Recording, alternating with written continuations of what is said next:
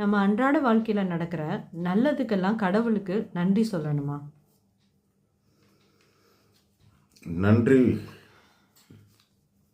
நன்றி மறப்பது நன்றென்று திருவள்ளுவர் வாக்கு. நல்லதை நன்றியை மறக்கக்கூடாதுன்னு சொல்கிறார். திருவள்ளுவர் சொன்னதுக்கப்புறம் நம்ம எல்லாம் அப்பீல் பண்ணுறது இல்லைன்னு உங்களுக்கு தெரியும். நம்ம அத்தனை வீடியோலையும் ஏதாவது ஒரு திருக்குறள் உள்ள வந்துடும். ஸோ நம்ம நன்றி உணர்வு அப்படிங்கிற தேங்க்ஸ் சொல்கிறோம்.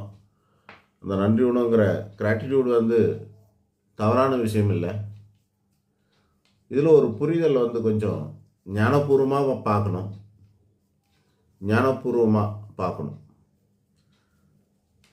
அதில் மிஸ் அண்டர்ஸ்டாண்டிங் வந்துடக்கூடாது. நான் சொல்கிறதில்ல, கவனமாக கவனிக்கவும்.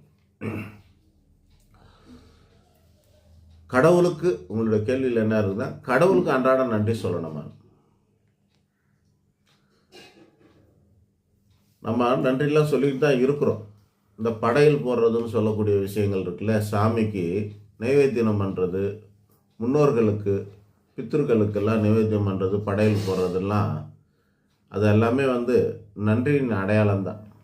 திருவிழா குலதெய்வங்களுக்கு திருவிழா நடத்துறது எல்லாமே நன்றியோட அடையாளம் தான்.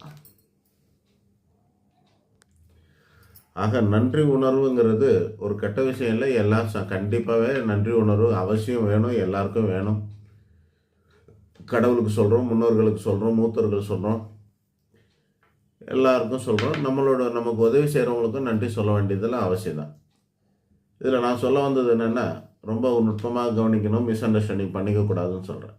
என்னென்னா, கடவுளுக்கு நன்றி சொல்லி ஒன்றும் ஆக போகிறது இல்லைங்கிறது தான் என்னோட கருத்து.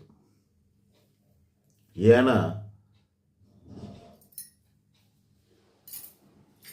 நமக்கு நடக்கிற ஒவ்வொரு நல்லதும் கெட்டதும் தீதும் நன்றும் பிறர் தர வாரா, இது கூட மகான்களோட வார்த்தை தான்.